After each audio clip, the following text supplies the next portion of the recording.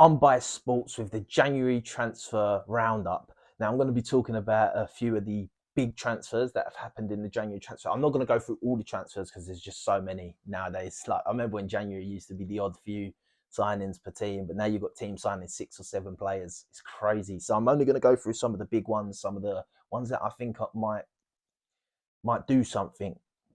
And we'll start with Arsenal, obviously. Not only are they first in the league, not only are they alphabetically first, but also they're my team. So we brought in Leandro Trossard, the centre back, Jakub.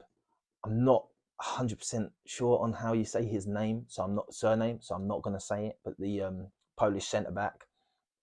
And then we brought in Jorginho. For me, 3 decent transfers. Trossard, wicked transfer. The young centre back, looking good, like from what I've seen. Obviously, he hasn't played in an Arsenal shirt yet, so we'll wait to see on that one. But not a bad deal. Left-sided centre back, something that's needed, and a lot of teams are looking at him. And Jorginho, a bit of experience to bring into the midfield for Arsenal. We have quite an experienced midfield now already, but I think that extra bit of experience might help us over the line. And we couldn't get our targets, so it's better than nothing at the end of the day, and it's better than just.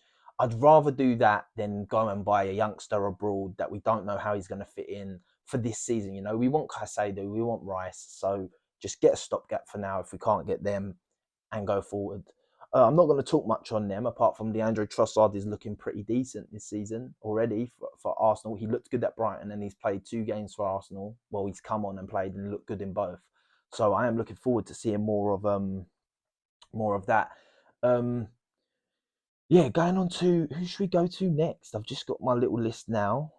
I'm probably going to go on to Chelsea next. The signing spree of Chelsea, that was nuts. I'm not going to go through all their signings because I think there's just too many to go through for them. But I'm going to go through like their 3 main signings for me, and that was Joao Felix on loan. I think he's a decent player. We haven't seen much of him. He played half a game and got sent off, so we're going to see him more now. Mudryk that they got instead of Arsenal. I think he's a quality looking player. I wanted him. Maybe they overpaid for him. Maybe they didn't. But at the end of the day, who cares? Like at the end of the day, they've done it, and if they've got the finances to do so, and it's not breaking FFP, I don't know what FFP is, but I'm not clued up enough to know. Then what can we say? He looked good when he played that little half for Chelsea. So we'll see going forward how he does as well. And another one for Chelsea was on the last seconds.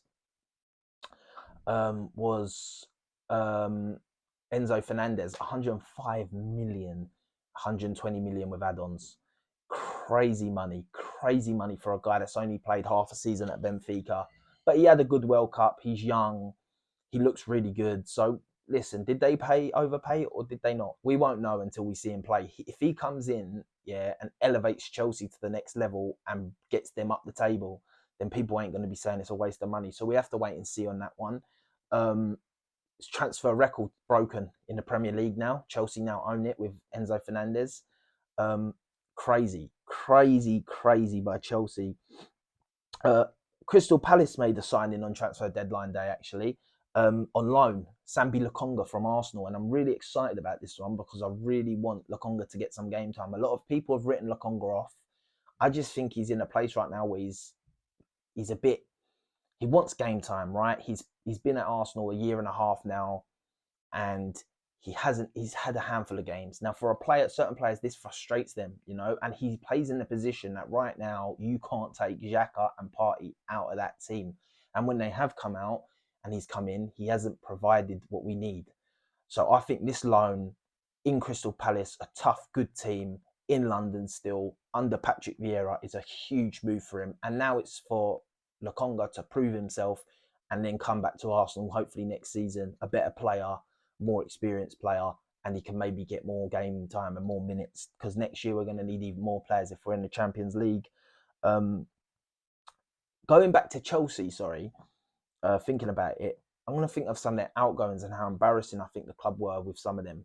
Now, 2 things that I think the club are make the club embarrassing. One is the fact that the Hakan Ziyech to PSG fell through due to an error in paperwork because they were too busy signing players. Now, I don't know if it was actually because they were too busy signing players, but that's what everyone's saying. Now, the fact of the matter is, It's embarrassing. You've told the player he can leave. PSG want him. Now you've got a guy stuck at your team that don't want to be there. And I think it's out of order on the player. And you're just muddying the waters with PSG, but it's okay because they probably ain't going to deal much with PSG in the future. And if they do, it's going to be big money and money talks. So I think they'll get over it. The other one was Amari Hutchinson, ex-Arsenal youngster. He left Arsenal to get game time, according to him, to get more of a chance. Now, who advised him to leave Arsenal and go Chelsea? I do not understand. I do not understand. Whoever has done that has advised him poorly. He was meant to go on loan in January, and because they were too busy signing players again on transfer deadline day, it fell through. Now, the poor boy is now stuck, not getting any football. He would have got minutes at Arsenal this season. I'm telling you, he would have got minutes in the Cups, in the Europa League, and then it would have been his place to perform in them games and get Premier League minutes. Listen, I'm not saying he should have stayed at Arsenal. I don't know the ins and outs. I don't know. He might not have been happy there. But at the end of the day, who advised him to go to Chelsea? I do not know. Obviously, it's his boyhood club. He likes them. That's why he wanted to go there. But if he'd gone to somewhere like Crystal Palace, somewhere like, I don't know, Nottingham Forest, something like this, it would have made so much sense. But listen, at the end of the day, what can you do if he wanted to go Chelsea? But I think he's been poorly advised. Cedric Suarez has also gone on loan away from Arsenal to Fulham. Good signing for Fulham, I think. A bit of experience in the defence, that already good defence, and I think that's probably right back's been one of their weaker positions. And I think Cedric attackingly is a good fullback. It's just defensively he can have his odd moments, but I think for someone like Fulham, he's a good signing, to be honest. Liverpool signed Gakpo.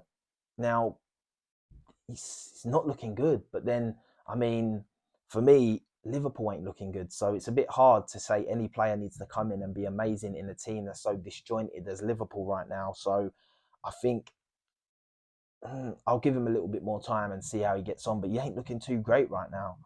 Then we got Man United. They signed Weghorst, which looks to be quite a good signing, to be honest. And he's another one that people might say, nah, he's rubbish, he's rubbish. Listen, he's a stopgap.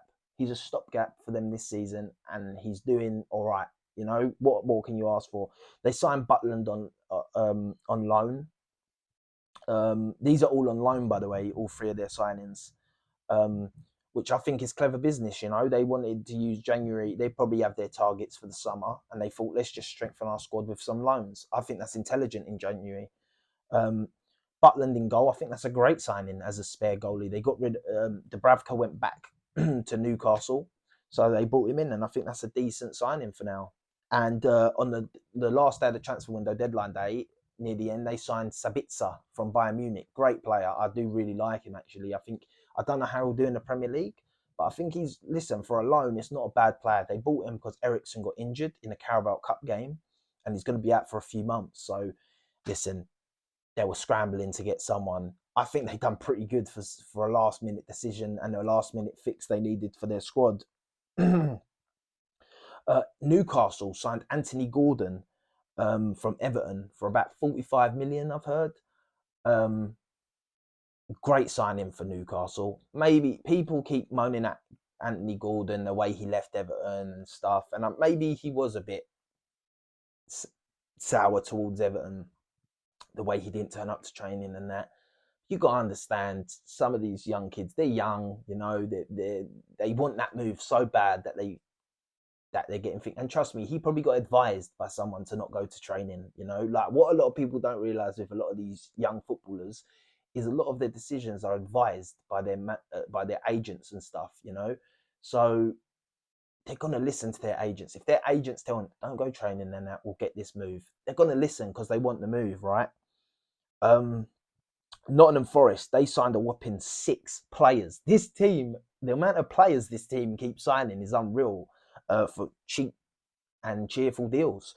The 3 I'm going to talk about is Felipe from Atletico Madrid. Great signing for Nottingham Forest. Now they'll have Lodi and Felipe in their defence from Atletico. Both Brazilians. I think I think that's an amazing sign. I think that there's the three signings that I'm talking about are really good signings for Nottingham Forest. The second one is that Danilo that Arsenal were looking at, and he played a game for them, and he looks pretty decent, you know. And I think he's going to be one of them ones that people are looking at, like a Ruben Neves, like a Caicedo.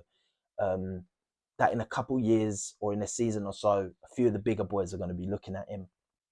And the last signing they done was Keylor Navas from PSG, the goalie.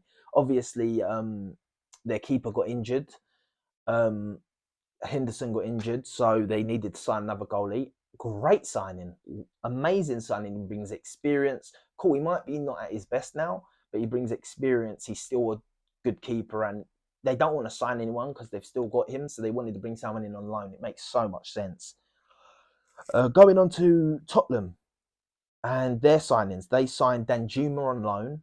I don't see the point in this signing. I think it was quite a poor signing, in my opinion. I think it was just to make the fans happy, not because I'm hating on Tottenham, but I just think they sent Brian Gill on loan. Why? Why not play Brian Gill? I've heard so many Spurs fans saying, Giuseppe, he's really good. He's a top player. He's going to be amazing.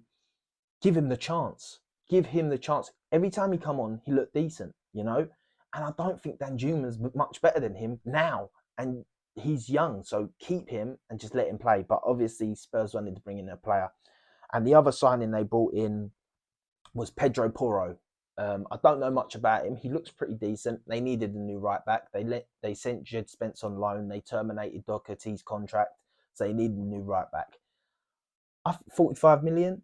Listen, we'll see how it goes with him. I think he looks like a decent player. I think he might end up being quite a decent player for them, to be honest.